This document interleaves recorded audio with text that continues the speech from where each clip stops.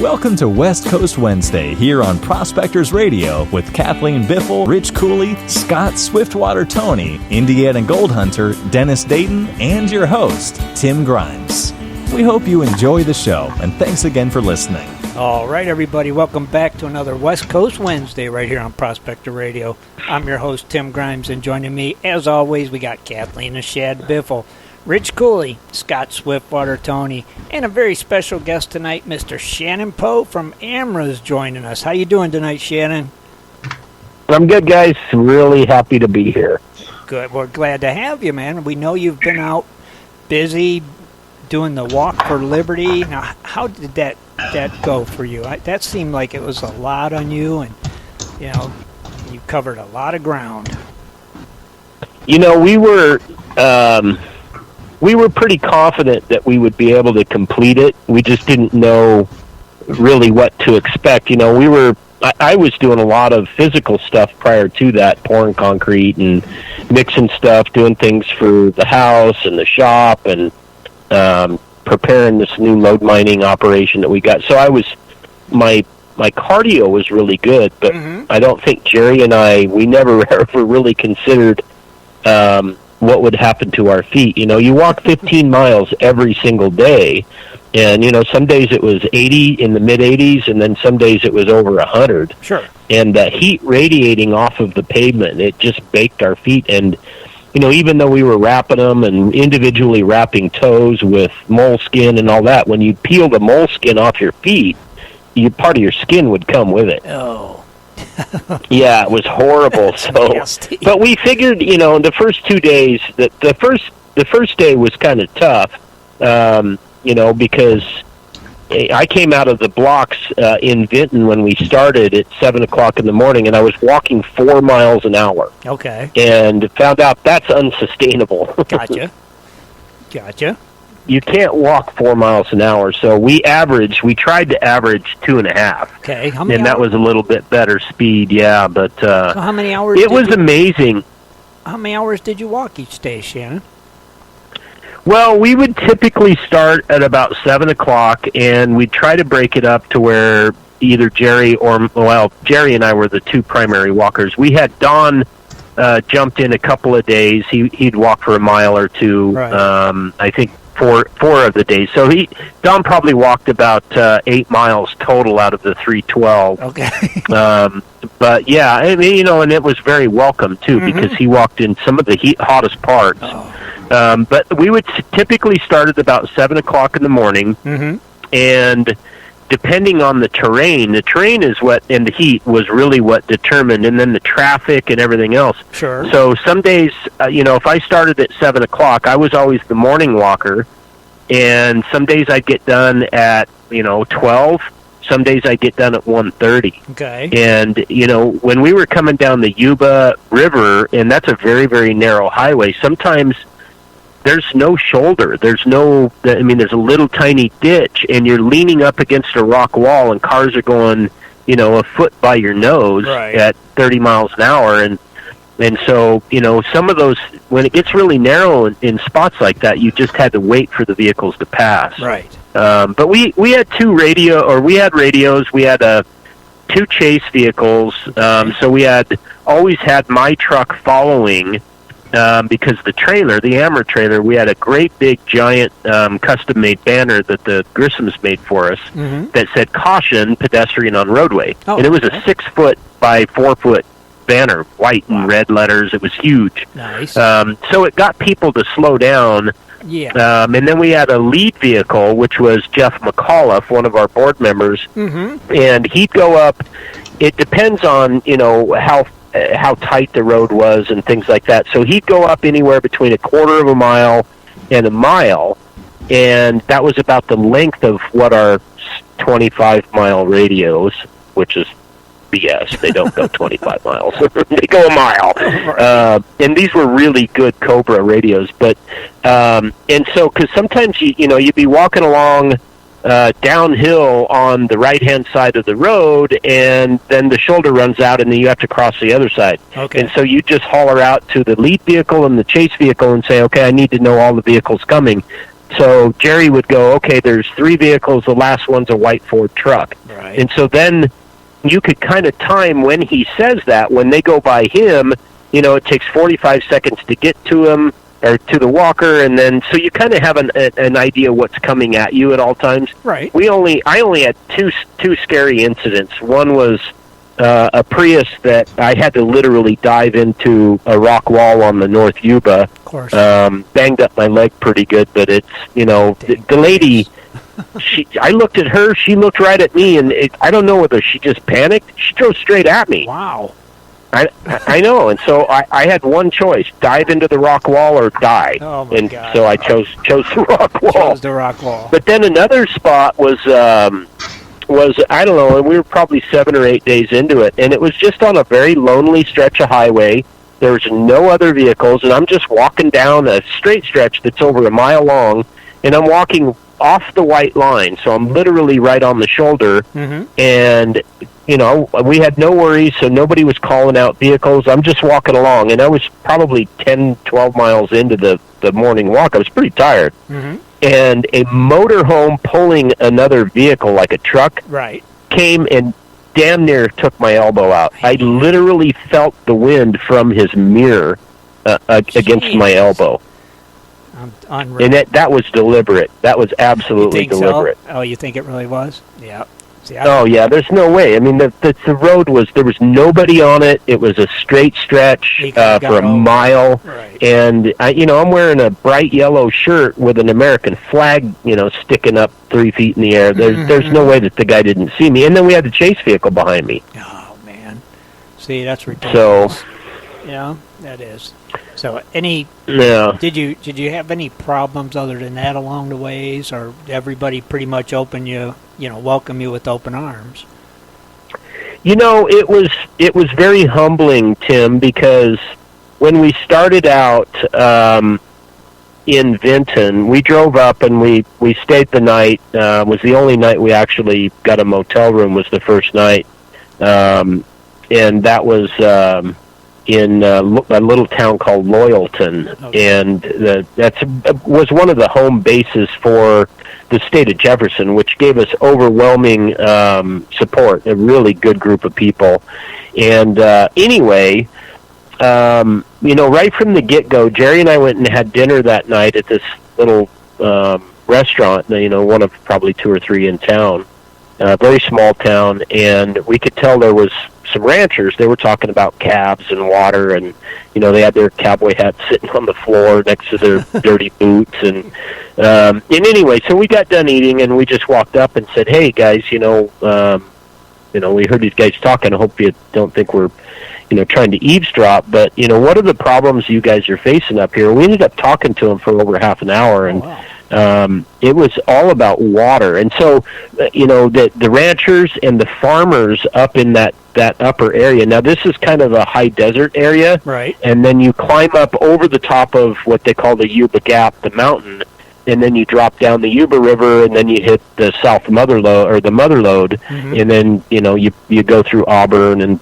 past Sacramento and on down south. But so when we were up there were loggers, there were ranchers, and there were farmers, and they were all talking about the water. The loggers, and they were logging, because there was log trucks going by honking. Hell, they'd wave and hang out the damn window, giving us thumbs up, and yell "right on" as they'd go by us, and it was really very humbling to have all that support. And we had that all the way until we got to Grass Valley. We went through Nevada City and Grass Valley, and it was kind of interesting because we didn't have anybody, not even a single person, mean mug us or give us dirty looks or the finger or anything like that until we got to there. And then because it was in town, and I'm walking through the main streets, the old town portion of Grass Valley, and the lead vehicle and the chase vehicle were off in, they were just trying to figure out a place to park and everything else.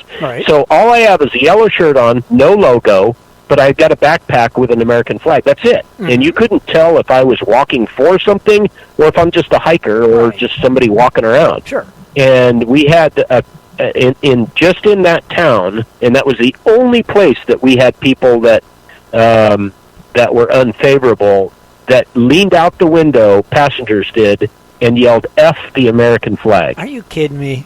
That's pathetic. I'm not kidding you. Oh, 3 times in one town, and they were not the same vehicles. Wow. That's pretty pathetic, don't you think? It is, yeah. It's truly astounding, and they were young kids. They were probably, I'm going to say, 18 to 25, each of the 3. But, as I'm walking, and you could feel it in the town. I mean, you could actually sense it in your body that you were unwelcome there carrying the American flag.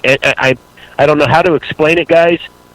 All I wanted to do is to get the heck out of town. And so I'm beating feet like there's no tomorrow. I've got my walking poles, and I am poling like I'm a, Olympic freaking skier, trying to get the hell out of town. And lo and behold, we turn and we hit this rural road that kind of swings around and it heads towards Auburn. Mm-hmm. And I got, I don't know, probably another 6 miles to walk. I'm maybe 6 into it, and I got 6.5, 7 miles to go. And it's pretty hot. And so I just turned out of town, and I hit this rural bypass road because you can't walk on a freeway, and they've designated a freeway there. Mm-hmm. And there's just vehicle after vehicle after vehicle after vehicle, just thousands of vehicles, hundreds. And I'm like, what the hell's going on up here? And I get up there, and it's the Sierra Conservancy, which is a part of, all the radical environmental groups, and they have all of this stuff up there. But anyway, they had some big farmers market, and that was on I think it was a Saturday, Saturday morning. And so I had a lady, that African-American woman with 2 kids, young kids, under 10, in her vehicle, and she was, and I got right up to the driveway where they turn up, and I'm obviously going straight, but everybody's turning into this farmer's market at the Nature Conservancy, and she pulls over and she starts filming me. And anyway, I said good morning, and she's like, well, what are you walking for? What is this all about? I'm sure it's not something that I would support.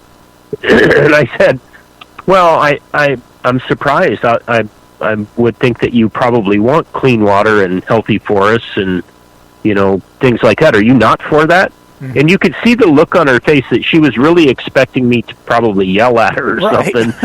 And she's like, well, no, I support that. And I go, well, that's what this is about. I go, and it's about the little businesses in town that, we just walk through there that are all closed and going out of business because of high taxes and over-regulation, and you're not for the little people? Mm-hmm. Well, of course I am. And so we talked for a couple of minutes, and at the end she's like, oh, well, good luck, have a good time. And so it was one of those kind of watershed moments where you go, okay, this is really how we need to communicate to these folks, and it worked. But the sad part is that, these so many people, guys, have been brainwashed into thinking that, miners, loggers, ranchers, farmers, hound hunters, whoever it is, are just, backwoods, cousin-loving people that don't care about the environment, and that's just not the case. Right. And that's where we've lost that propaganda war. I really, truly believe it's going to be extremely difficult for us to turn that around. Yeah, extremely difficult, because people are stuck with their beliefs, and that's what they believe. And it's hard to change what somebody believes a lot of times, as crazy as it is. They just don't get it. Well, you're right. Our country is so politically divided, and it's really come about in the last decade or so. It's just maybe a little longer than that. Oh yeah, I mean, you're forced to pick sides, and it's just astounding to me is that we're all Americans. Yeah, right. We're all kind of on the same team, so we should all kind of be wanting. To get along, and a good example is even within the mining community, we got miners attacking miners, and you're never going to win anything by having that happen. I one of my, as you guys know, one of my close buddies, Kirby Jackson, and we just had a discussion a couple of nights ago, and we were talking about that, and then so Kirby on his own just decides to put up this post. kind of talking about that and how difficult it is when people are fighting amongst themselves. Sure. And it's like the second guy in there jumps in and starts saying a whole bunch of crap instantly. And that's the definition of irony. They wait. It's just astounding to me. People are so uninformed that they just, guys, if some other group came up with the best idea and it was going to do something and really make a difference, then we would get behind it. And it's why we don't publicly ever say anything really bad about anybody other than politicians, because it doesn't do any good. And it's really unfortunate to see those kind of things happen. It's pitiful is what it is. I don't know when it all happened. It's like it happened overnight. And it's just like, oh my God. So going back to this Walk for Liberty, so we're 5 days into it, and I lose the keys to my trailer. Nice. So we decided we were going to run into this little town, Sierra City, and have some dinner, and because Jerry and I were eating like twigs and frickin' sticks and roots and berries for days, and I got sick of eating that crap. So anyway, so I disconnected the trailer, and apparently I put the trailer lock and the keys on my bumper, and then drove into town. And they must have fallen off in the main part of the road, because we only drove a quarter of a mile, ate dinner, came back, and realized the keys were gone. And then we walked the road again, and they were gone, and they never did show up. But so that kind of sucked. But other than that, we really didn't have any mishaps. Boy, were there a lot of dead deer, though. Holy cow, man. I'll bet we saw over 100 dead deer. Oh, wow. That goes to show you overpopulating from no hunting. Yeah, well, and we had 2 encounters with bears, all actually within an hour of each other. It wasn't the same bear. We had just climbed up out of the canyon on the Yuba, and we're heading towards Auburn and all that kind of area, and I walked maybe 75 yards from the truck after stretching, and there's a damn bear 35 feet to my right just staring at me. So I mean, it was just a black bear. I just yelled at him, and he took off. And then 20 minutes later, Jeff, the lead vehicle, he stopped up a mile ahead of me, and he's like, oh, there's a bear here. So but we didn't really saw some bald eagles, and we saw some cougar tracks, a lot of bobcat tracks, deer tracks everywhere. Wow. But we really didn't see a whole lot of anything else. Now, here's a question: Are you going to do this again next year? Well, we're talking about that. Okay. We had discussed, to be honest with you, and just in full disclosure, we had actually discussed walking across America. Oh, wow. We had discussed walking from San Luis Obispo to Washington, D.C., because one of the primary objectives of the Walk for Liberty was not only to unite with other groups, like the ranchers, the farmers, and whatnot, which did actually happen, and that was the first time in AMRA's history that we actually did. We got endorsed by the Ranchers Association, awesome. Ag groups, and it was really, truly, like I say, very humbling. Nice. But to pull off something like walking across the country, that's a hell of a walk. It's a long way. Mm-hmm. It's 3,000 miles as opposed to 300. Wow. So you're looking at probably 3.5 months. Okay. And how that looks like, and the amount of money that it would actually cost to do that, right? That's an obstacle, because you really need a motorhome and a truck and a trailer. So you've got basically two sleep vehicles, because you're going to need more than 2 walkers. You can't do it with 2. Right. And then who's the walkers? And what happens if somebody gets hurt? You got to have a backup. You got to have food. You got to have water.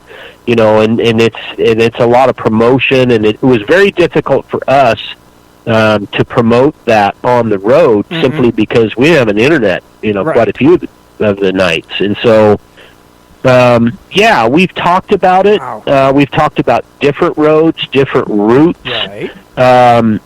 after a couple of days, man, you kind of get in a groove. And, I mean, there were even days, to be honest with you. I mean, I'm probably 7 days into the walk, and, you know, I walked for maybe a mile, and then I said, screw it, I'm going to jog for a mile. So I just did. Right, there was no rules, and right? Guys, I haven't ran in 20 years, and it just, you know, you felt good, and you felt like you were really doing something that was going to make a difference, and that, you know, it made you feel good inside. All right. Well, that was a big achievement, what you did. I mean, it was amazing. And we were behind you the whole way, watching every day, seeing what was going on. It's like, man, great job. You guys killed it. I would like to see you do it again. I would love to see you guys walk across America. Yeah, and the people out there were posting your videos just like I was, you know, just to make sure that they did get out. But I kind of lost track of some of them because different people was filming. So, but I tried to put most of them as I could out there. Yeah. Well, Steve Durham joined us for several of the days in the last half of the walk, and he was putting out quite a few. Jeff McAuliffe was, but they started shadow banning us on the Walk for Liberty Facebook page after I think the third day is when that started. And we kind of overcame that with just the sharing. Right. You know, and it's just unfortunate, guys, is that it was really gathering steam, and there was a lot of, I mean, we were getting calls probably every day to every other day from the media. We gave a lot of interviews and stuff, things that we saw hit print, but never made it to the website or anything like that. And so it was kind of challenging, really, like I say, to get the information out there. But I don't know, you know, it's the thing that was humbling as well is that you would walk along and, you know, you'd come into a little town, you know, Shingle Springs or, you know, Crystal Springs or something like that, and people would honk and go, Walk for Liberty. And cool. We don't even know who these people were. Right. But they were hearing about it. And we had, I don't know, probably 80 signs hung over that 300 miles. And so they knew what it was about. The only disappointment really came at the rally at the state capitol, and that was with the numbers, is, you know, it was a Tuesday. We had to do it on that day because it was the first day that the politicians were all required to be back in office. You know, they get a month off. They get the entire month of August off. Amazing. You know, yeah, it's all on our taxpayer dime. So the numbers weren't really what we were hoping for, although it was a very, enthusiastic crowd. We had the big news channel there, KCRA, came and, you know, we did a TV interview, which they never did air it. They're obviously a pretty far left group of people. Gotcha. Yeah, which is disappointing, but we did have a senator come down. He saw a bunch of people standing with the American flag.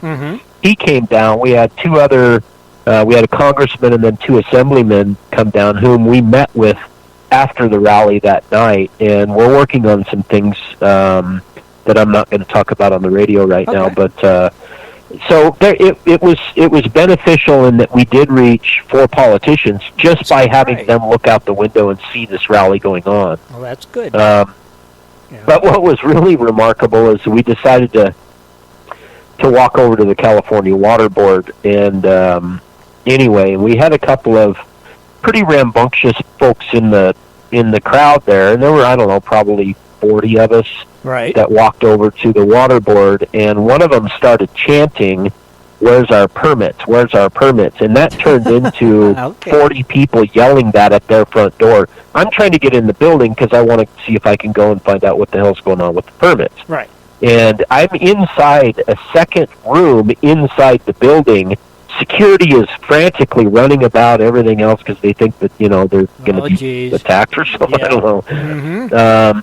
But anyway, and I'm trying to get this guy. His name is Jonathan, who is the second in command of the water board, who we talked to about the permits, and I'll tell you about that in a second. But anyway, I'm in there and I'm talking to security, and I'm like, "Look, we're not a threat," you know, and on and on and on. The state police show up, and they're like, hey, you guys can't be on the state property. You got to stand on the sidewalk. So we're like, okay, no problem. We walked out to the sidewalk. And the guy that I got my permit from the state police at the Capitol, calls me on my cell phone while I'm in the building, and I'm talking to security and the police and on and on and on. And he goes, hey, I just extended your permit to the California Water Board. I heard you guys are over there, effective right now. I'm like, oh, well, thank you very much. So back to the front door everybody comes. And that's pretty cool. I don't know. Yeah, it was way cool. And, he was obviously a patriot, and he knew that we weren't, going to do any harm or anything like that. Course. We just wanted to be heard. Yep. I like the part, as of now. Yes, as of right this minute. So, but we're outside this building, and it's like a 15-story building with all these great big glass windows. Of course, the state doesn't spare any of our taxpayer expense on their luxuries. You got to have that view. So there's people in the crowd that are chanting, where's our permits? And they're filming the people on the 15th floor and the 12th floor and the 8th floor. They're all looking out the window down at these people. And they don't know what the hell to do. And so finally, I find out from the receptionist up there, she's like, well, Jonathan's in a meeting. And I says, well, why don't you tell him that he needs to come out of his meeting and come and talk to us? Right. Because we're not going to leave. And so anyway, the guy tries to sneak down in the lobby. I recognize him, and I go out and grab him. So then we go off into a room with 2 security and I think a state policeman, and we sit down. And I said, okay, so what's the scoop on the permits? Are you guys still planning on releasing the draft proposal? And the guy leans back in his chair, puts his feet up on the other chair, and gives me this smug, condescending piece of crap look, like, this is so annoying that you're even here disturbing my presence, Really? And I said, I've seen that in Idaho. Yes, yeah, you do. So the very first words out of my mouth were, first of all, let's drop the arrogant bullcrap attitude. You get paid by my tax dollars just like everybody else out front there. You guys have a mandate that you were supposed to do, and you're 3 years beyond that mandate. So why don't we just drop this? Why don't you just answer some simple questions, and I'll go out and talk to these people, and maybe they'll stop yelling at your building. Right. And so I said, well, let me just ask you this. Are you still taking the stance that if somebody dug a hole in 1850, that you're going to prohibit suction dredging on any drainage where that hole was dug? And he said, yep. And I said, so that's based on an assumption that there's mercury that they used? Yep. No. And I said, have you done any studies on the creek? Nope. Do you plan to do any studies on the creek? Nope. So you have absolutely no empirical evidence, no scientific fact, no studies, no nothing done, that you just are saying that if somebody dug a hole from 1850 to 1980, you're going to prohibit suction dredging on that because your assumption is that they use mercury. Yep. Oh, that's exactly what he said. How can we vote them out? That's the big thing. How can we get them guys out? You can't. They aren't. You can't vote them out, Scott. Oh, jeez. It's just like the lady that was the arrogant, condescending lady, Elaine Sobek, or Eileen Sobek. I think her name is Eileen Sobek. She was appointed by Governor Newsom to that position. We have absolutely no say as citizens of California, residents of California. You don't get any say. They appoint those people, and they are ideologically identical to the governor. Right. You can go on Eileen Sobek's Facebook page, and there's pictures of her with the Obama daughters. So right where she stands politically. I mean, I don't care. That's great, good for her. If she wants to take pictures with the girls, I don't care. Right. But you shouldn't have that ideology when you're in a position of a regulatory board that is tasked with permitting something that is a net benefit to the environment. You shouldn't have that ideology to where you ignore science and you ignore your own scientists that are telling you that it should be permitted and these people should be allowed to dredge. And the fisheries biologists that are saying that we create fish habitat, you remove 98% of the mercury, and you clean the damn rivers and streams. It goes beyond belief when, they just want crappy water and Yeah. Just because of political reasons. Apparently. It just doesn't make no sense. Their minds are made up. That's all it is. It's never going to change. So well, you're right. It's pitiful. I mean, Jesus God, because they assume mercury was used at a certain place come on.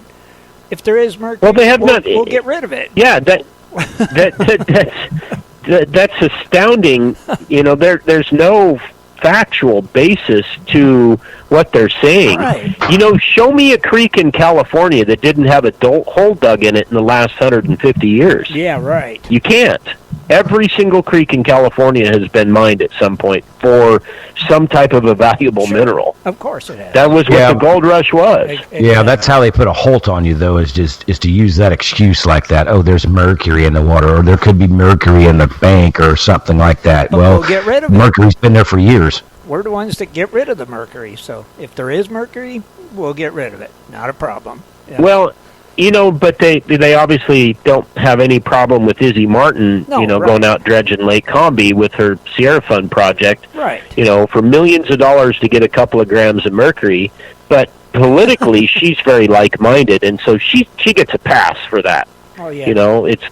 It's kind of like all this ridiculous crap that we read about. I mean, it's even getting to the point where you don't even want to read the news anymore because you just scratch your head and go, good God, are we in bizarro world? Right. I mean, labeling the NRA as a domestic terrorist group in San Francisco, which is the home base of Antifa, which is a terrorist group.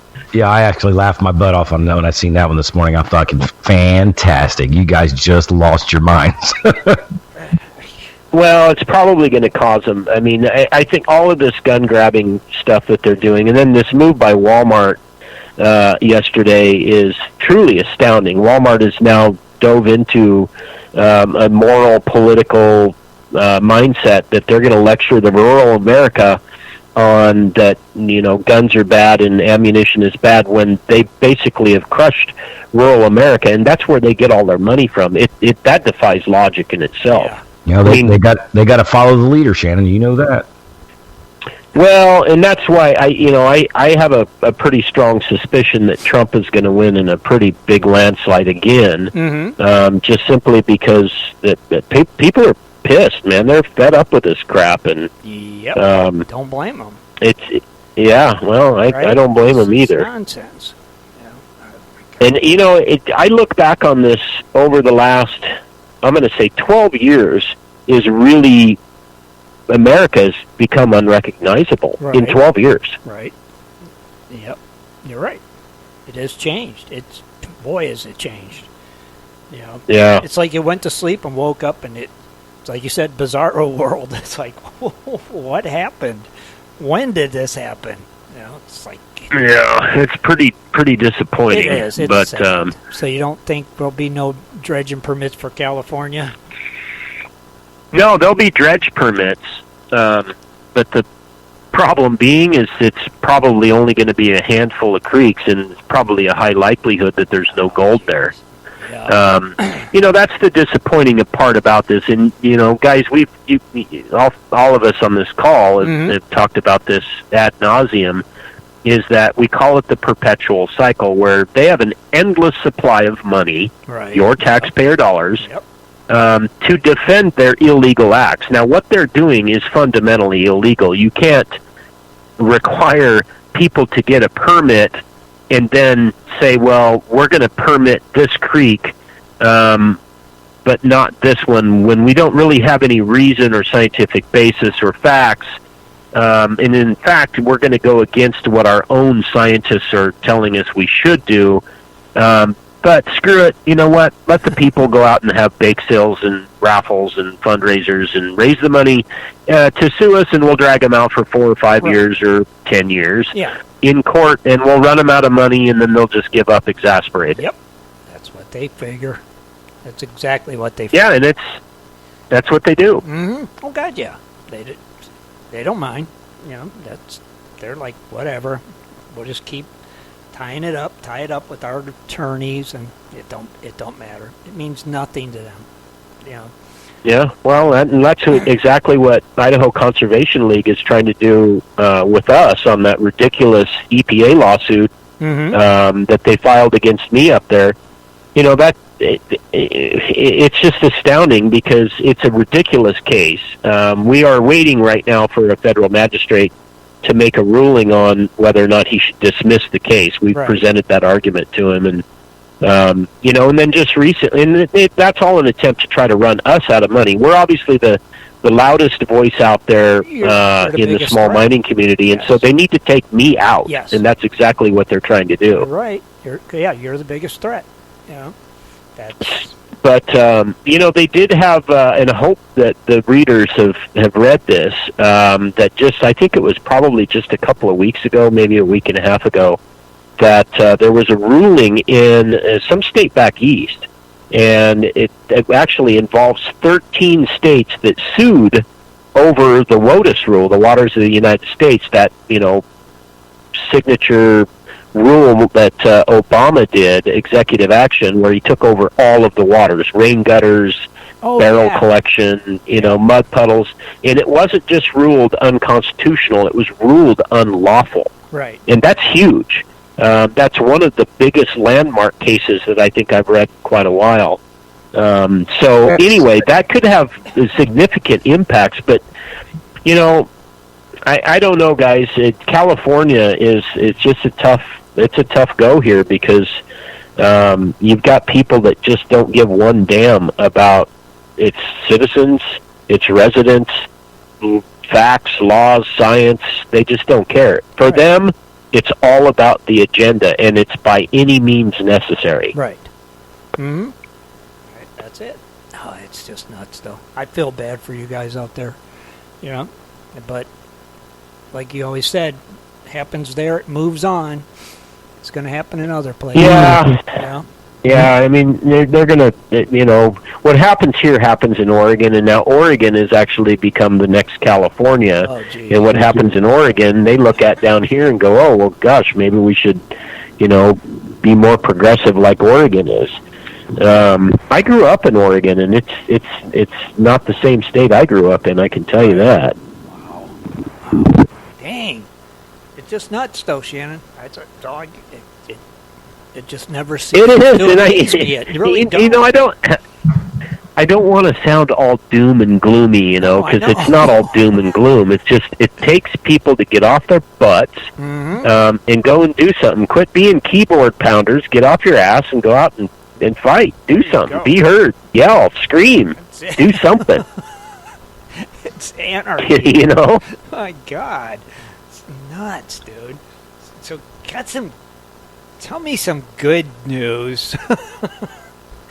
Well, I got a new load mine. It's actually not new anymore because we've had it, I think, for 6 months. But we're getting ready to really get that operation going, and I'm pretty excited about this because it's a hell of a good mine. It was one that I've actually wanted for over 12 years. Oh, okay. I have the guy that owned it prior to me.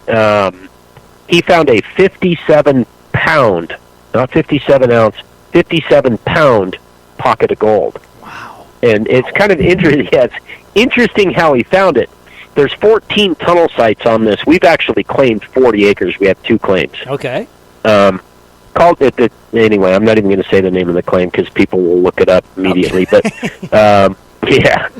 But anyway, so there's 14 different tunnels. Well, the guy that had it prior to me was going into this one tunnel, and he was chipping away at this vein, this ore body in the side of the wall, right near the opening. And he was with a couple of, I don't know, relatives or friends or whatever. Well, one of the guys walked outside, and he starts peeing on the opening. Right. And anyway, on the wall. And what it did is it washed away some of the dirt. Sure. And he could see visible gold right there on the opening that the old-timers in the 1860s, when they tunneled in, they missed it by about 2 centimeters. Jesus God. So they start digging this out, and it turns out it was 57 pounds of gold in an area, you know, of, heck, I don't know, about the size of your truck seat. That's pretty good. 57 pounds. What's the odds of that. Yeah. So anyway, he didn't really do a whole lot of work on it after that. But anyway, he let the claim go last year. We noticed that. I called the guy and said, "Look, I don't know if you screwed up, but your claim has been let go." And he's like, "Yeah, I'm kind of done with that now." And he goes, "Well, file on it if you want it." Shoot, Jerry and I couldn't file on that fast enough, so we did. We plan on running heavy equipment, and I mean heavy equipment like big equipment, not just a little Bobcat. But so that prompted me to go and pour a new pad up at the shop for the jaw crusher and redo the impact mill, and we have a whole new system set up there that is. You guys wouldn't even recognize it if you went up there now again. So you're getting ready. So we're getting ready to do that. We set off a bunch of assays, and they came out real good. But we know that it is very well known for pockets, and so we're hoping that when we're mining this, that we hit one of those pockets, and maybe it's 100 pounds. Well, and, then maybe I can buy a new truck or something. That would be cool. Because I keep waiting for Shad and Kathleen to buy me one, and that just doesn't seem to be happening. You got to keep after him. You got to keep after Shad. That's all. Well, they could have gone up and they could have donated all the gold they got in Alaska to me, but no, I didn't get anything in my mail. Did you? That's Parker's, right? Kathleen's got a fundraiser for AMRA for her birthday, okay? Geez, what more do you want? All right. Say. All righty. Now, I was thinking more on the lines of the Shannon Poe Personal Enhancement Fund. Sure. Truck down payment. All right, fine. No, I'm half of all gold and then claims it. I was going to say, don't you think a facelift this late in life is not going to help you? Yeah, no, I don't color my hair or my beard or no. It's just kind of, it is what it is, man. It is what it is. That's it, man. So you guys, other than that one, did you pick up any more AMRA claims lately, Shannon, or just this one? Yeah, we have. We got a couple more. We have a few, I think, that we picked up in Idaho. They don't let me get involved in the claims anymore because I have a tendency to screw everything up. Gotcha. So, they've taken all of that control out of that. But, we get people all the time contact us and want to donate access to claims. That's and we've got a couple of guys right now that we're researching. But, we've always tried to get claims on the west of or east of the Mississippi, and we've not been very successful with that. So the farthest we're over is still Colorado. Right. It's hard to go over. It's hard to go over east because then you start getting on private property, and people think somebody's going. They're going to leave a bunch of trash. They're going to have a bunch of problems. That's the thing over there. Someday. Yeah. No, I hear you, man. Yeah, but maybe, maybe someday. Never know. That'd be cool. And at least you guys still keep getting more out that way. And that's a great thing. More the better. So what's next for AMRA? I know you got the dinner in December, right?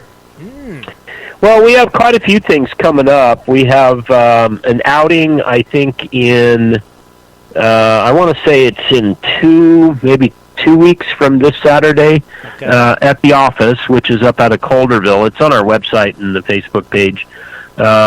And then the week after that, we have the Coyote Fest, which is kind of fun. It's in Coulterville, and it's this big gathering of, Mariposa County folks, and they have, little kind of carnival kind of thing and food and, vendors and all kinds of stuff. And it's really cool. We go every year just because it's fun. Right. But this year we decided that we're going to go and set up the panning booth and tubs and all that kind of stuff and, teach all the kids how to pan.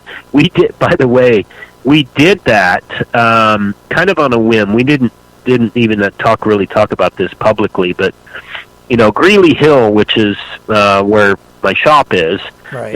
In our little house, they have a small school up there, and the entire grade kindergarten through 12th grade is all in one building or two buildings, I think. Mm-hmm. But anyway, the last day of school in June, Stacy set up that we were going to go there and we're going to teach all the kids in the school there how to pan for gold. And so we took the tubs and did all of that stuff. And, that was a lot of fun because you had these little tiny kids come out that we set them on stools and we're teaching them how to pan, and they're, very excited, all the way up to, young adults. But I'll just be honest, man. The girls, by far, pay much better attention than the boys do. Yep. They do. That's just a simple fact. So it was fun. It was heartwarming to see the look, and then, driving around up on the mountain after that, for several weeks, people would honk and wave and yell thanks for the gold, and because we obviously let them keep all the gold that they found, and that was kind of cool. So that is cool. So yeah, we'll do that at Coyote Fest too. Okay, and then like Shad said, you got the Christmas dinner. That's when? That is the first weekend in December, and we're going to do that back at Merced, which that's another thing we've got to start doing, is shooting a lot of the new skits for the AMRA dinner video. And we're not going to probably do the Messing with Sasquatch this year. No. I got some ideas. I finally figured out how to collect all of these crazy thoughts that go through my head. Whether I'm in Idaho or whether I'm in Alaska or, wherever I am, if I have my laptop, I start writing. I have this one little thing on my notes in my Apple computer that I put all these little movie ideas, and I've listed those for the last year. Okay. And some of them probably Connie won't let me do because they're adult type of ideas. Yep. They would be funny. They would be really funny. But I need a Kathleen and a Shad. I need a couple of actors, that I could have do things. Yep. Well, you can fly us out, there and we'll act. Kathleen and Shad, perfect too. Yeah, it would be kind of fun. I'd like to make it the Christmas dinner this year as well. You're close enough. We give away a lot of stuff, man. I think last year we gave away like $40,000 worth of stuff. Gosh darn. Wow. Yeah, $40,000. Are you guys doing the gun tables again this year, or any idea? We probably will. It sounds like it, although, if they're not banned by then here in California. True. Just have the NRA sponsor it, Shannon. We've tried, Shad. They don't. I don't want to disparage the NRA on your radio program, but we've reached out to them. We've actually met with like the chapter or whatever president of California, and they're just disinterested. Really? Which is really sad, because you explain to them, look, every single person that goes out and mines, probably to a T, has a damn gun, and a lot of them are NRA members, and and it just they just seem disinterested. That's crazy. Which is kind of sad. But then next month, Matt McAuliffe, who is also one of our board members, is getting married down in L.A. to Jess Lynn, his long-term fiance, and he asked me to marry him, so I had to go out and get ordained, which I did, and I'm using my buddy Kevin Hoagland to guide me through the process of how to actually marry somebody. So that's going to be kind of an interesting thing. Oh my gosh. I'm kind of a joker anyway, and these are two of my close dear friends. So I'll be very, very comfortable, and I'm sure I'll probably know 99% of the people in the crowd.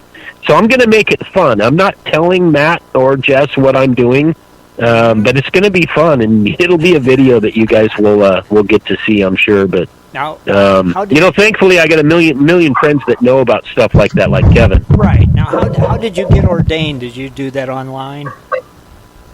I did, and it's a lot easier than you think. Yeah. Oh, mercy. Another thing to add to the resume, right? Yeah, exactly. Put that right on there. Yeah. Ordained minister. Very cool. You'll probably be getting a lot of requests. I have a certificate that actually I could hang on my wall if I wanted to, but there you go. It doesn't quite go with the decor, so I'm going to let that go. Shannon Poe, ordained minister. Nice. Hey, I do want to tell you guys, though, this is a really good gold story. Let's hear it.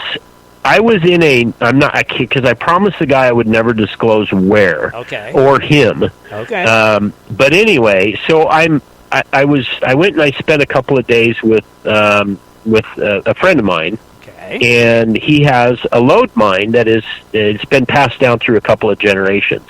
And anyway, he was digging on this load mine with an excavator trying to open up the opening.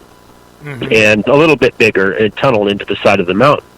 And as he's digging, it's kind of like the story about Jerry and I's load mine, the old-time miners, which was actually, I think, his ancestors missed it. They missed the primary big body of gold. Sure. And anyway, so he's digging out all these chunks of rock and everything like that. And he showed me some of these pieces. Mm-hmm. And had it assayed. And guys, it looked to me like, some of these things were the size of grapefruits, and it was half of it was gold. Oh. Half of it. He had it assayed at 356 ounces per ton. Oh my God! Oh wow! That's mind blowing. That's 30 pounds of gold per ton. A good load mine will have an ounce per ton. This has 356 ounces per ton. You better watch out. The government will take it over. Yeah, well, I'm not saying where it is or even if it's in America. Right. So, but gosh, that was astounding. I've seen some pretty rich pieces of ore before, but that's was beyond just jaw-dropping. Yeah. Dave Vorobioff has a mine, the Colorado mine over in Mariposa. As you guys know, he finds some amazing pieces of gold there. We shot a video over there earlier this spring, and gosh, that's just remarkable. The stuff he does it all with a metal detector. But he finds good like specimen pieces, right? He does. You know what he found, Scott, was, I want to say it was about and I'm probably going to be way off here, but I think it was about 15 to 20 grams of a piece that was still locked up in solid rock. And, he chips away at it. He's got this little tiny vise that's a screw device, and it breaks off little tiny pieces of rock, and then he throws it in acid, and he's left with nothing but just gold. So it was like, I don't know, let's say that it was 20 grams, which is well under an ounce. An ounce is 32 grams. Mm-hmm. He sold that one specimen piece for over $150,000. Yeah, because that's when rarity takes over. You know that. Correct. Yes, this is very good crystal. Yeah. Wow. Well, it's just like those meteorites that they can actually slice, like softball size. They slice it in quarters, or not actually quarters. They slice it thin enough a light comes through, and they sell that for $50,000. That's just nuts. Wow. That's craziness. God Almighty, we're in the wrong place. Yeah, but specimen pieces are good. Oh yeah, no, that's where the money's at. It's in the specimens. Jesus. Well, that's what we're hoping this new load mine that we picked up is going to produce, is that, we're hoping that we can find some really big, because it's got some crystal and gold up there as well. Right. I've seen, within a quarter of a mile of this mine, I've seen some really good specimen pieces that another buddy has pulled off of his mine, and it's all basically the same deposit. Mm-hmm. This one is a little bit more unique, is that it's called it was more of a percolator style, the way that this happened, meaning that there was a crack in the earth that was vertical, and so the quartz body came vertical up, and either that or the earth collapsed somehow, but it came up and it hit the top, a cap, and then it spread out horizontally, almost flat. And so you've got a big, thick, probably anywhere from 6 inches to a foot thick of this purplish, reddish, rusty ore body of quartz, crumbled quartz, that's got quite a bit of gold in it, that's perfectly flat. That's why it's easy to mine it with big equipment, because you don't have to tunnel on it. It's on almost on the surface, so we only have to dig down a couple of feet, and it covers acres. Yeah, that'll be fun. So we can dig that out really easy. We could probably dig out 50 ton of that a day if we wanted to. We can't process that much because we don't have the capability, but we can process 10 tons a day. That's what I was wanting to know. Are you going to go like gusto, or are you just looking for a specific vein, like careful digging, all that? No, we're going to take it all. Nice. Good. So, yeah. And then, we have to do reclamation. We're going to replant trees and smooth everything out. We're going to fill in some of these old shafts that are just dangerous as hell. Good. But, it's going to look really, really nice when we're done. And, that's the one thing that most people don't talk about is the reclamation and all that kind of stuff. We'll turn it into something beautiful when we're done. See, that'll be cool. That's what we like to hear. That will be awesome. And it'll be fun. That's going to be a fun project for you. Yeah.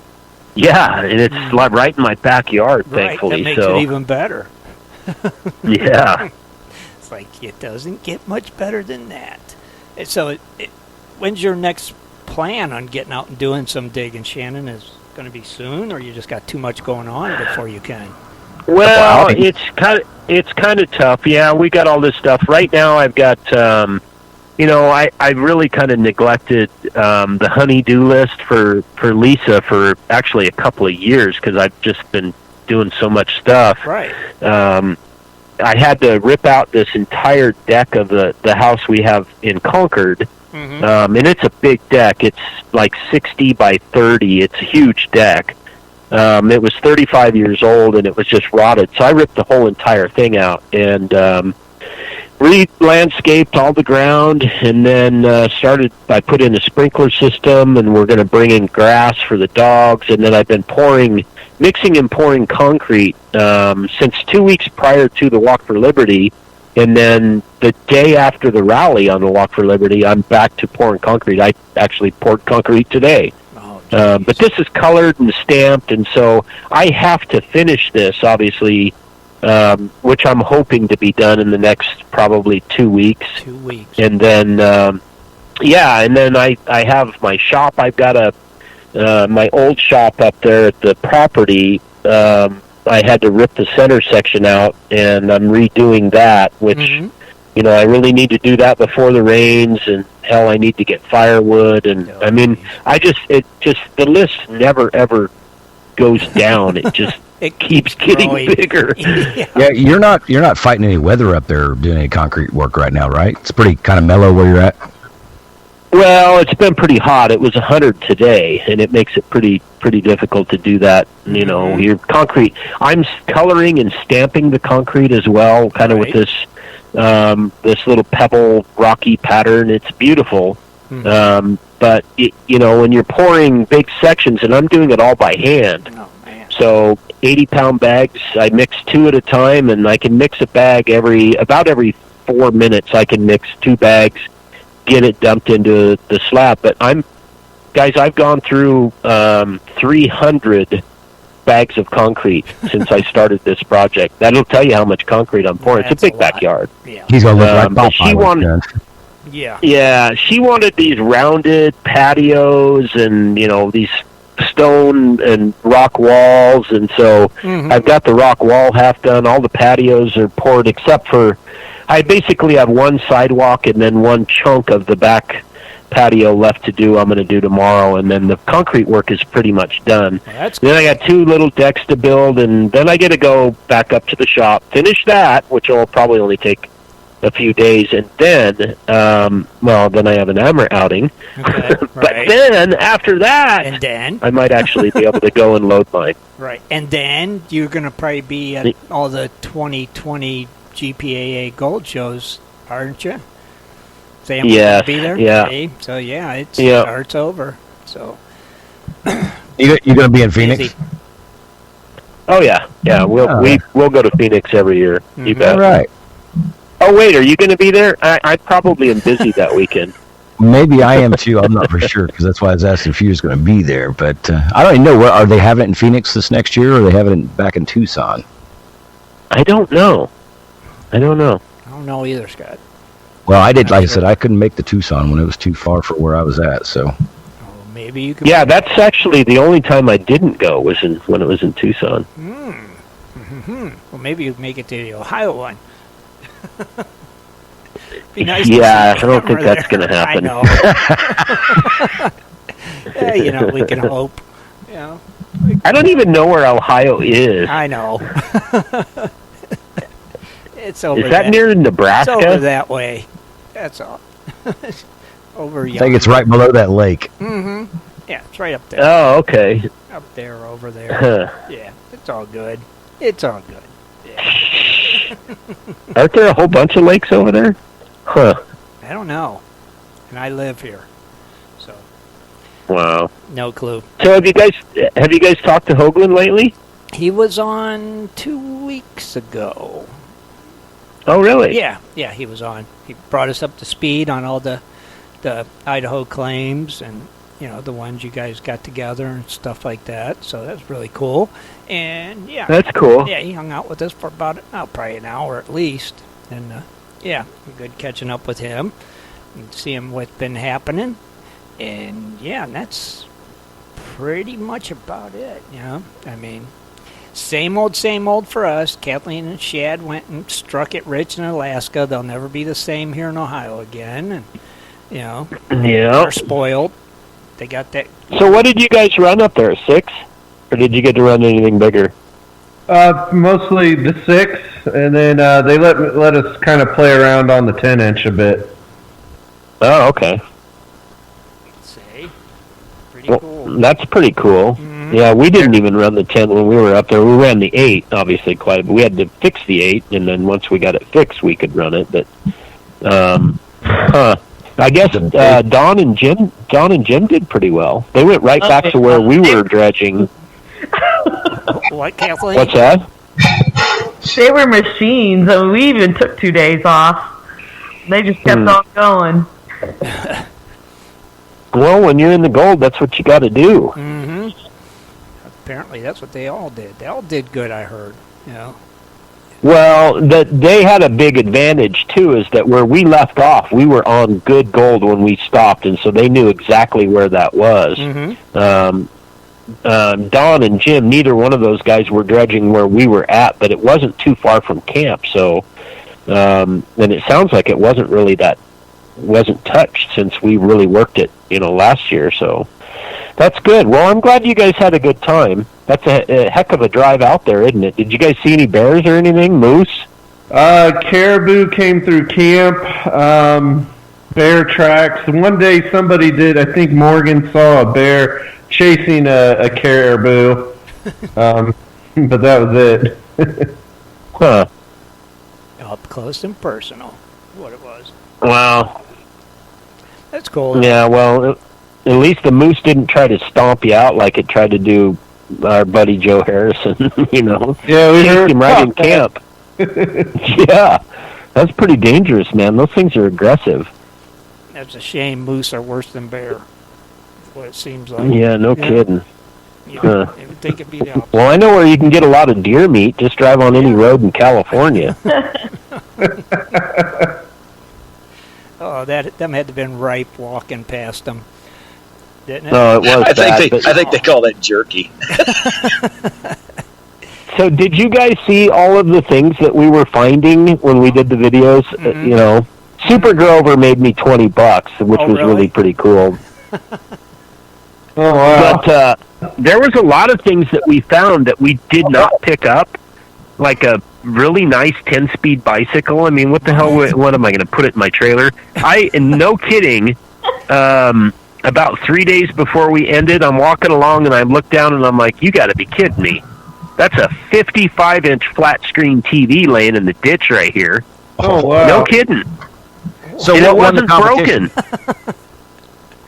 What won the competition was the Super Grover, and for the people listening, if you don't know what Super Grover is, like me, I had no idea what the hell that was. So I'm walking along outside of, I don't know, some little town north of Nevada City, and in the trees, and I'm coming down onto the American River, and I look down and I see this little blue and red thing, and I'm like, okay, and because I have walking poles, so we don't touch things. Oh, I gotta tell you about the one item that I found that I did not touch, but it's really, it might be, it's an adult item, but anyway. Go for it. So I see this blue and red thing, and I flip it over, and it's a little, like a stuffed animal doll kind of looking thing that had a cape. The cape, the red was a cape. And I'm like, what the hell? And so, I make sure it's not in poison oak, and I pick it up, and I'm like, okay, I'm getting on the radio. I'm like, okay, Jerry, I got you today, buddy. And I'm walking along, and I hear something, like somebody talking. And I look around me, and there's nobody around me. I'm like, what the hell is going on? It's the freaking doll starts talking to me. Oh, I'm Super Grover. And like, what the hell is that? So I didn't even know what it was. Jerry had to do the research on the internet to find out exactly what it was, but I found some really cool lights. Jerry found a kick butt backpack light that still works solar. I found a super, super high-powered magnetic LED work light for working on vehicles and stuff. And then right after I found Super Grover, there's a $5 bill laying in the ditch. Picked that up. Score. Jerry found a $20 bill. We found, I don't know how many dollars worth of change. We kind of got tired of picking up pennies and nickels and quarters, But you'd fill your pockets up, and then you'd chink, chink, chink when you're walking. Hey, you could always sell Grover on eBay for a AMRA donation. Yeah. But no, there was this one time, I can't remember what town it was. I'm walking along, and I look down, and there's something. It's black and leather, and I thought, well, what is that? And so I flip it over, and here's this. It's a leather outfit, a women's outfit that has something attached to it, sticking up in the air. Oh, come on. And I'm like, what the hell is that doing out in the middle of nowhere in a ditch? So I obviously didn't pick that up, but yeah. It was pretty wild. That's bad. I don't know. Yeah, there's all kinds of things, and to be honest with you, there is a significant drinking problem in the rural part of California. I'll bet. I'm not kidding you. We could have filled 2 truckloads of those little tiny mini bottles of vodka. 2 truckloads. Could have filled 2 trucks with those empty bottles. People drink them and throw them out their window because they don't want the open container. At least that's what my buddy Sheriff Doug Benoist told me, is that way they avoid the open container. Right. It's smart, thrifty. Yeah. Wow. Was it all the way up the road, or just in a certain 5 miles? Because that could be just somebody that lives and drives up that road every day.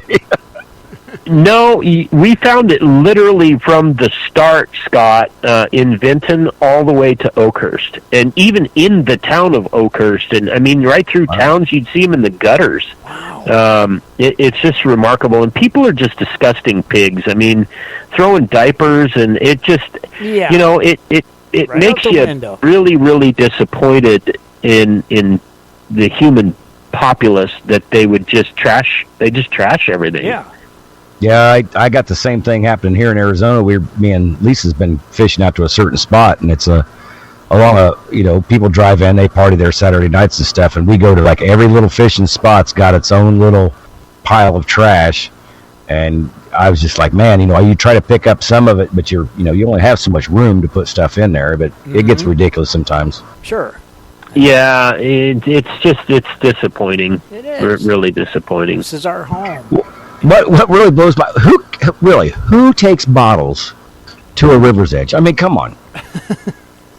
I mean, you've got to use your head. If it's an aluminum can and you leave it, somebody will probably take the aluminum. A bottle, somebody's going to go, okay, thanks for leaving this here. I got to pick it up. Come on. Mm-hmm. How do people lose we probably found a dozen cell phones and probably 15 cell phone chargers. What? How do you lose those? Hey, were they on curves? Because I've had Ben's phone on my dashboard in the Pathfinder, and I turn a corner, and that thing will slide and almost go right out the window. Yeah, that must be, or a girlfriend gets mad, finds out that somebody's been chatting with somebody else. That's so, Kathleen, have you thrown Shad's phone out the window before?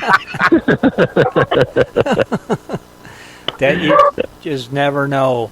It seems weird, but I think the other thing you found is weirder. It's like, how would that get there?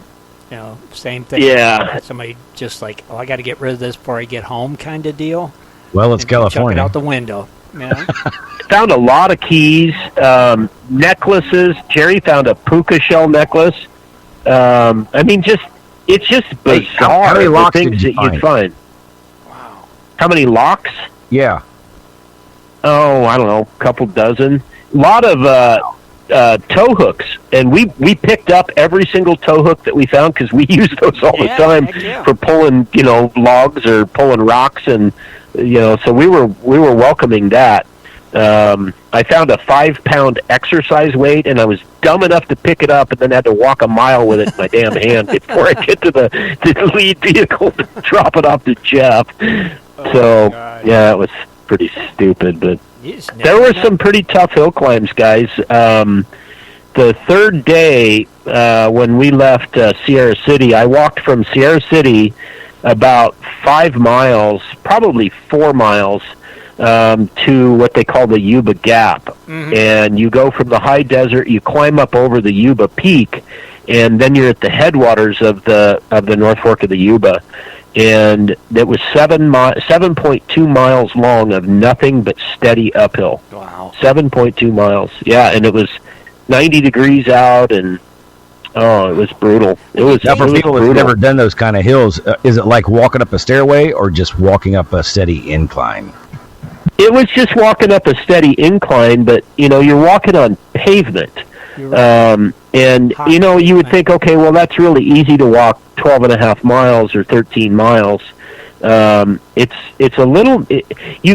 I would hit a wall at about 10 miles. I would go, okay, I felt pretty good until then, and then it was like the feet started to hurt so bad that all you could think of was getting to the end at 12 and a half miles, because we learned really quickly after the first day that the best thing, we had 2 great big 5-gallon water jugs of literally ice water in the AMRA trailer with Gatorades and, bananas and whatnot.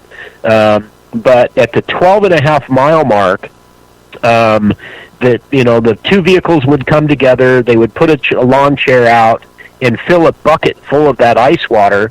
And so if you're walking, you just sit down in the chair, the 2 guys strip your boots off, your socks off, and you put your feet in that ice water, and it was instant euphoria. Nothing felt so damn good. And that kept the swelling down, and it kept a lot of the blistering and stuff down, so we kind of learned that. But Jerry, and I hope he's listening tonight because he knows he's guilty of this, so... When we walked through Sonora, I started at the top of the hill coming off, I can't remember the Stanislaus River out of Sonora. So anyway, I had like 4 miles to walk into Sonora, which I did, and then, we had media, and then we had a bunch of people at the town square, and on and on and on, and I take off, and I hit my 10-mile little wall, and I'm thinking, good God, this needs to end soon because I'm getting really hot. It was 100 degrees out. My feet are on fire. And I just kept walking, and they kept going, no, man, it's still like 3 more miles, and then it's like 3 more miles, and then it's like 3 more miles. And so I went back at the end of the day. Yeah, that was 16 miles that I walked that day. Thank you, Jerry. Oh, he made an error on the GPS, obviously in his favor. Yeah. But... and then we had one scary day. The only time that really was pretty dangerous was Jerry did really, really well. He got hot a couple of times, but we'd have people staged every 300 yards if we had to with ice water that you'd pour over the walker's head just because it was so hot. But when I climbed up from Bagby up towards Mariposa, I think it was about 105 degrees on the pavement, and then the heat radiating up made it almost 120. Jeez. And it was about a 3.5 mile uphill climb, and it's very steep. And I got heat exhaustion and started getting dizzy, and I could tell that I was not going to make it another 100 yards. And thankfully, one of our, Don was there and got me cooled down. And but that was really dangerous. Mm-hmm. Probably more dangerous than getting hit by a damn Prius. Yeah, of course it'd be a Prius. So, yeah, why don't you guys just drive over here and we'll do that. We'll be the chase and lead vehicle, and you guys walk it next year. Okay. Get Dennis out there walking it. Oh, my God. Yeah. That would be good. That would be. I would love to see that with Dennis and Scott and Kathleen and Shad and Rich. Yeah. That would be good. Let us know. Hey, we actually lost quite a bit of weight doing it, Mm-hmm. It's better than Jenny Craig. Mm-hmm. Maybe you guys should try it on bicycles. I don't like those bicycle type seats. It's consider not like a lazy boy. It's not comfortable. I gotcha. I'm a short guy. I used to eat Jenny Craig. Mm-hmm. Yeah. And then I found out it was diet stuff.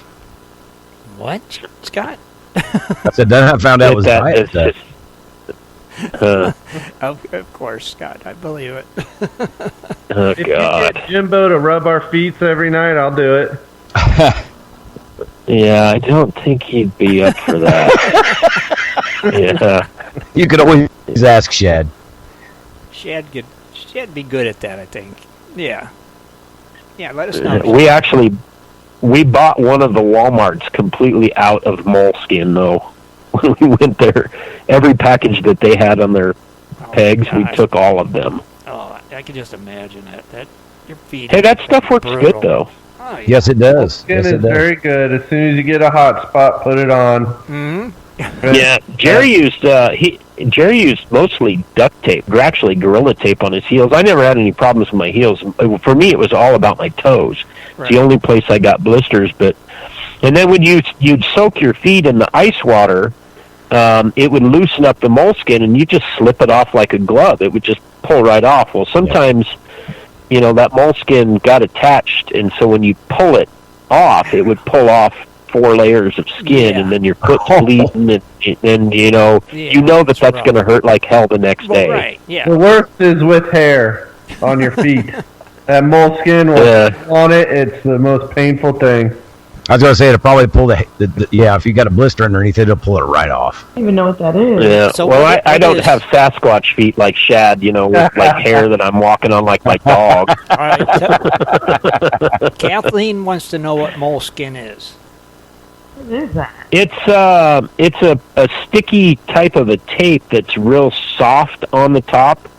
They call it moleskin because if you've ever felt a mole, they're very, it's kind of like a mouse. It's very like super, super short hair, but it's really soft. Right. So as your toes rub together, so it sticks like a Band-Aid, and it comes in a big square. You cut it into the shape that you want. We were cutting strips, and then I wrap them around my toes. And I couldn't wrap every single toe, otherwise my toes were all spread out, and then my toes were too wide for my shoes. So I'd wrap every other toe so that would keep them from rubbing against each other, and that's what the key was. But it took us like 3 days to figure that crap out. And it's a little bit of a soft cushion too. Gotcha. Okay. Yeah, a little bit. Yeah. And you got to get it to where you don't have any wrinkles or anything in it, or otherwise you're gonna have to stop and change it. Oh yeah. It's like getting your underwear bunched up, right, Shad? That's right. Oh God, you guys! I don't even know why I come on this show anymore. To get all the abuse. You love it. It's like, dang it! Why? No, we missed you, Shannon. It was good catching up with you. That's for sure. Yeah, I'm glad you did the walk for sure, and I'm glad it went well. Like I said, we all tried to. Me and a couple other people I know for sure were reposting him. Everything. And I hope we helped you get your videos out. Like I said, I tried to follow as much as I could, but there's some of them I got lost because they were coming from other people. But I think I got for the majority of them out there. Well, we're gonna, and that's another thing that's on my list of to-dos right now. We have two videos that I need to complete. One is that documentary of the walk, and the other one is one that I've been trying to get done, but it's very, very detailed, and that is how to file a mining claim, and it's that's very complex because of when Obama did the whole changeover and BLM with the LR 2000 and all that kind of stuff. It's very technical, and you know, and I'm thankful that I've got people like Tom Kitcher and his book that we're going to promote. It's the best book ever on how to file a mining claim. Okay. I give you credit. I got those 2 videos that we really need to get done too. And you know, guys, those things take a lot of time to edit those to make them good, high quality stuff. But we shot so much footage on this walk that I don't even know where to begin. I mean, I have like 15 gigabytes of video and pictures and interviews that we did with business owners all the way from Benton clear to Oakhurst. Right. You're going to have to make like a little documentary almost, you know? Well, that's exactly what we're going to do, but you know, it you know, you got probably a good 4 days just to produce that, and you know, I'll do that in my spare time. I just need to quit. If I could just quit sleeping, then I would be good. Well, yeah. I'll tell you what, Shannon, I give you credit on that the claims video, because if you really put it together right, it's going to be probably great. Really extraordinary.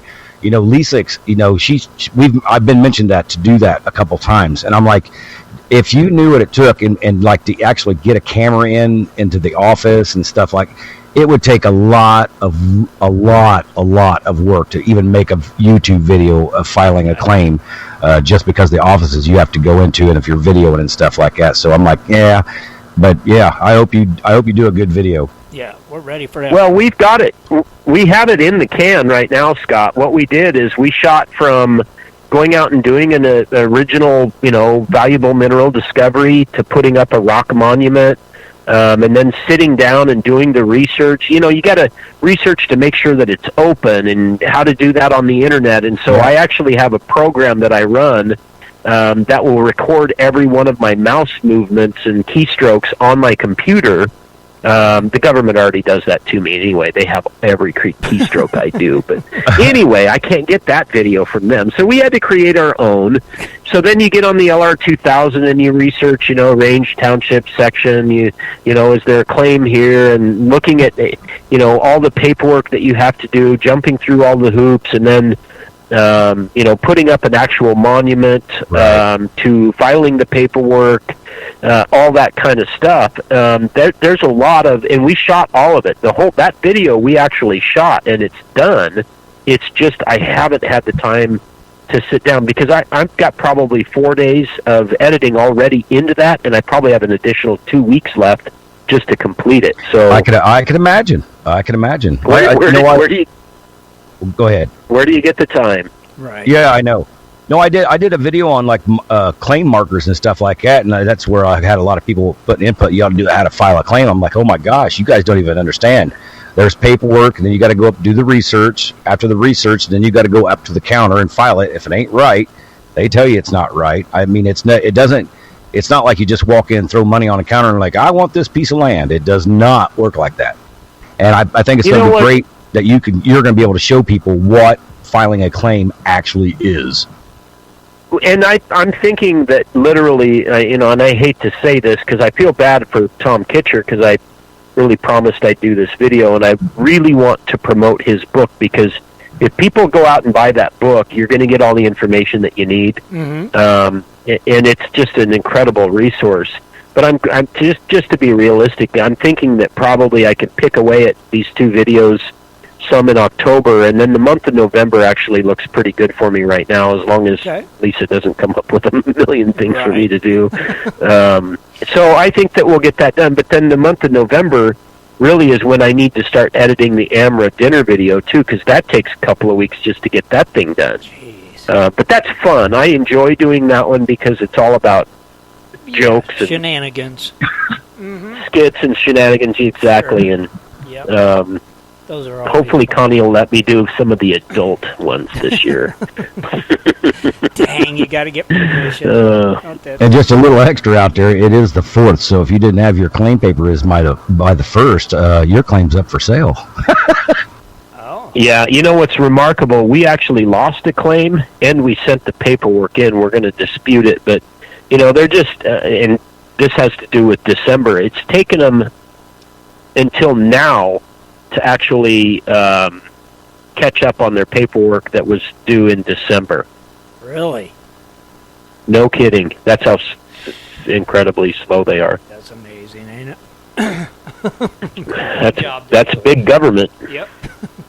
Yeah, they're in no hurry for us. That's the thing. Yeah. That's just it. Well, Shannon, man, thank you, brother, for stopping by again. Yeah. Hey, no worries. I appreciate you guys giving me all this time tonight, and heck, you haven't even done a commercial or anything like that. But I let you go. Commercial. I appreciate you guys asking me to be on, and I jump on any time that I can. We would have during the walk, except both on Sunday and that Wednesdays. There was no place to call. That's all right, brother. We understand. Yeah, not a problem. Man. Yeah, but if we do it next year, we'll figure it out where we can do that. Cool. But cool, guys, thank you again. I appreciate the time, and it was a hell of a lot of fun. I always missed that. A pleasure hearing from you. You know that. Come back anytime, like always, Shannon. You know that, buddy. Keep working hard there, Big Mac. Mm-hmm. we will. All right, guys. Well, hey, we'll talk to you soon, okay? Right. You take care, brother. Bye, Shannon. All right. Bye, buddy. Bye. Bye. All right, let's go ahead and play AMRA's commercial real quick, and we'll be right back.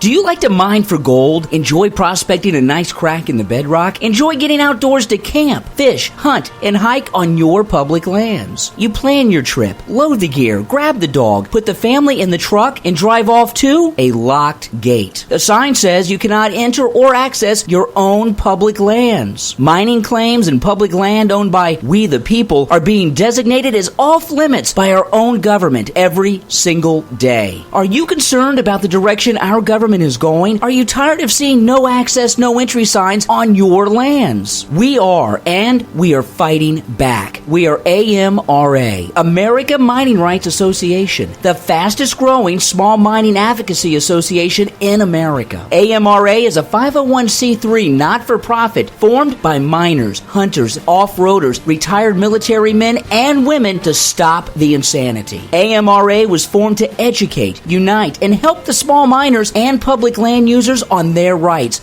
given to us by God. Do you want access to great mining claims? For a small tax-deductible donation to their Miners Legal Fund, your family gains access to proven excellent mining claims across America for an entire year. AMRA challenges the USFS, BLM, EPA, and the other agencies intent upon stopping you from enjoying your own lands. You are who pays these people's wages. It is time they listen to us. We need to unite. And that is what AMRA is doing. As you sit here right now, thousands of acres of public lands are being closed, locked, and blocked from use by you. Are you fed up yet? Join us. Get in on this fight and let's restore America to what our families fought and died for. Freedom. Just visit AmericanMiningRights.com. AmericanMiningRights.com. Also, check us out on Facebook at American Mining Rights Association. AmericanMiningRights.com. All right, everybody, we're back. Shad, maybe we got time for you to throw out those precious metal prices real quick, and Woohoo! then we'll You betcha. Then we'll wrap it up. We'll get right into it. Gold is up $5 at $1,552. Sweet. Silver climbed 24 cents and sitting at $19.54. Oh, yes. Will it break $20 Yes, soon? it will. I'm saying yes, it will. Yep. Platinum's up $24 to $987. Palladium's up $11 to $1,554. So it's neck and neck with gold. Now rhodium, it did stay flat, but it's at $5,030. It's okay. Dang. Wow. Those prices. $20. Let's see. I read an article that they're projecting, to hit up in the exceed $20 before the year end at this rate. I think $20 by the end of September. All right. Oh, he's cutting a date here. He's cutting a date, folks. I am. I said it. By the end of September. $24? Yep. It's going to make it to 20. Dang. I don't know. Well, man, we want to thank Shannon Poe again for joining us. It's always good when Shannon joins us. We like to hear what's happening out that way with AMRA and everything. And we want to thank all you for joining us tonight as well. And don't forget to tune in Sunday at 7:30 Eastern Standard Time, where our guest will be none other than Carl Fishmer. And if you don't know who Carl is, just type in that name. You'll know real quick, guaranteed. He'll be joining us Sunday, along with Shad, Kathleen, Rich, Dennis, and maybe Catfish Swiftwater. Who knows? Oh yeah, I forgot to tell you. What? Good night, gold diggers. Oh, no. Oh, no, you didn't. We did. All right, we're out of here. Good night, everybody. Thanks for tuning in. Good night, all. Good night, everybody. Be sure to tune in next Sunday at 7:30 for another great show. For updates and more info, please go to www.prospectorsradio.com.